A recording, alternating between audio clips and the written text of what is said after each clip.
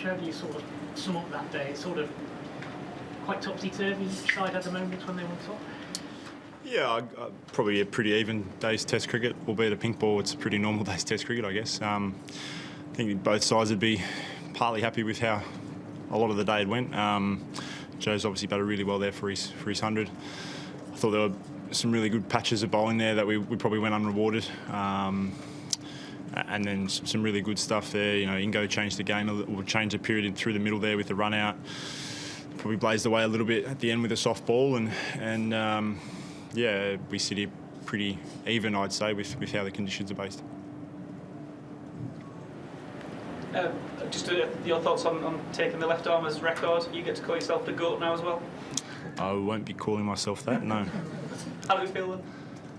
Pretty tired. I'll reflect on it later. Wasim's still a far better bowler than I am, so as far as I'm concerned, he's still the pinnacle of left armers, and certainly right up there with bowlers to ever play the game. So it's nice to be spoken up around that, but I'll just try to keep churning a few out. Mitch, talk us through Josh Inglis's run out and kind of just the energy it gave the team in the final session. Yeah, I certainly don't move that quickly. Yeah, I mean, it's one of those ones that you know, a bit of brilliance in the field can change a little bit of the momentum. They were putting a bit of a partnership together there, and yeah, a bit like almost a couple of Ashes ago where Nathan Lyon ran out James Vince here at the Gabba and changed the momentum that day. So I think that the one today was probably a better run out, but don't tell Nathan that. So yeah, it was a nice one to sort of change a bit of the momentum of where the game was at that stage.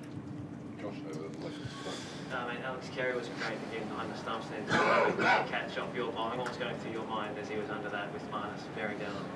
Well, Marnus tried to tackle him, I reckon, and try and take it out of his hands. And then at one point, it looks like he tried to push it out of his hands when he caught it. So,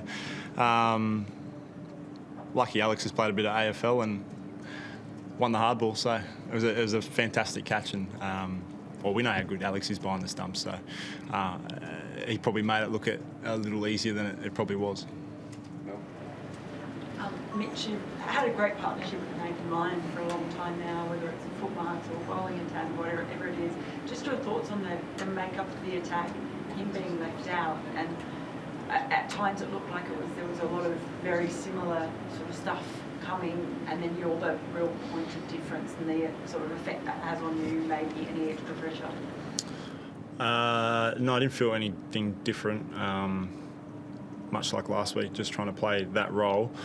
Yeah, a tough one for Nath. Everyone wants to play every game, and I'm sure he'll be disappointed not to be playing this week. It's certainly not a reflection on his skills. You know, much the same way in probably the Test match in Jamaica, where I don't know what the messaging was from George, but they certainly looked at conditions and made the choice of that attack for these conditions. It's not a reflection of Nathan and his skills.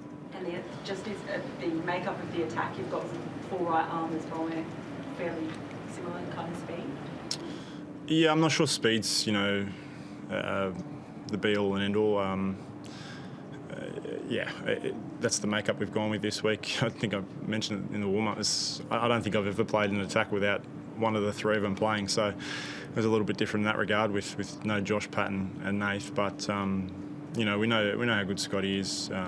Ness and Doggy have a little less experience on the Test team, but two guys that have had a lot of experience up here in Queensland. So, yeah, that's how we've gone about it. If you take the last partnership there of the day out, I think we'd sit here and say it was a pretty good day's bowling. So they blazed away a little bit and probably even the day out, and Joe batted really well throughout the day.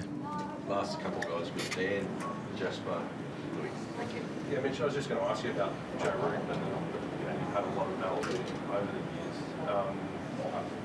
He didn't have a terrible record in Australia, just didn't have a 100. But did he do anything differently today in this game than I guess previous innings when he bowled in Australia? Had that edge early on, fall a bit short, and then got away with it. No, I mean, I know he was. I hope you guys give him some stick. You've been nailing me about 14 pink ball games that I still don't like it, and he was whinging about a pink ball test and scored 100. So hope you give him as much stick. But no, it's someone with that record.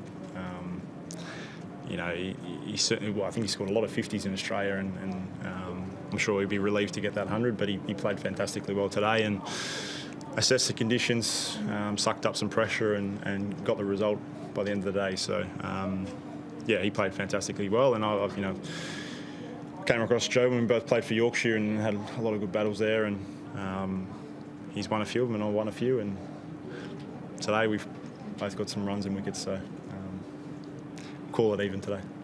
Is there any concern over the slow over rate? And I guess just flowing on from that, do you see spin playing a role at all in the test match for you guys, like just with Trav or someone rolling the arm over it all? Probably a question for Steve. The over rates are what they are. If we keep taking the wickets, they won't worry about it. So, yep.